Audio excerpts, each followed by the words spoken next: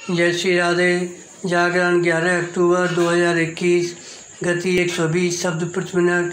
कुल शब्द 435। फिर न हो पलायन। डिक्टेशन प्रारंभ करें।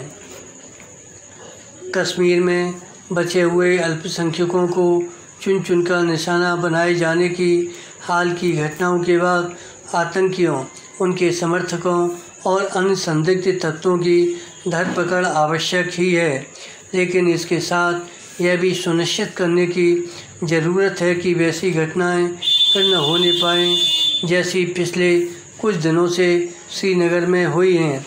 यह इसलिए सुनिश्चित किया जाना चाहिए क्योंकि कश्मीर में रह रहे सिखों और हिंदुओं के नए सिरे से पलायन का खतरा पैदा हो गया है। इस खतरे का सामना हर हाल में किया जाएगा। यह शुभ संकेत नहीं कि अन्य राज्यों के कामगार कश्मीर छोड़ने को मजबूर दिख रहे हैं। इन कामगारों के साथ वहां रह रहे हिंदुओं और सिखों को केवल पर्याप्त सुरक्षा देने की ही ज़रूरत नहीं, बल्कि एक ऐसा माहौल बनाने की भी आवश्यकता है जिसमें वे स्वयं को सुरक्षित महसूस करें।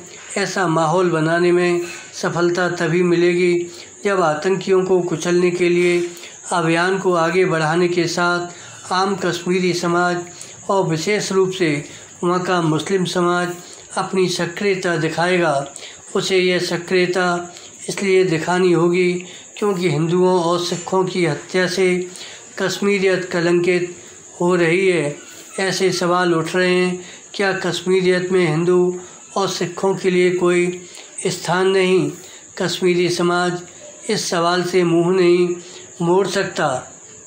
यदि कश्मीर से किसी भी हिंदू सिख का पलायन होता है तो इससे यही साबित होगा कि कश्मीरियत एक छलावा ही है। विराम। श्रीनगर के एक सरकारी स्कूल के सिख और हिंदू शिक्षक की हत्या के बाद जिस तरह बड़ी संख्या में आतंकियों के मददगार, प्रतिबंधित संगठनों के सदस्य और पत्थरबाज गिरफ्तार किए गए हैं, उससे यही बात पता चलता है कि घाटी में आतंकवाद और अलगाववाद को खाद पानी देने वाले अभी भी सक्रिय हैं। इनकी भी अनदेखी नहीं की जा सकती कि ऐसे तत्वों को सह देने का काम कई नेता कर रहे हैं। इन पर भी लगाम कसनी होगी। इसके अलावा पाकिस्तान से होने वाली आतंकियों की घुसपैठ को भी रोकना होगा।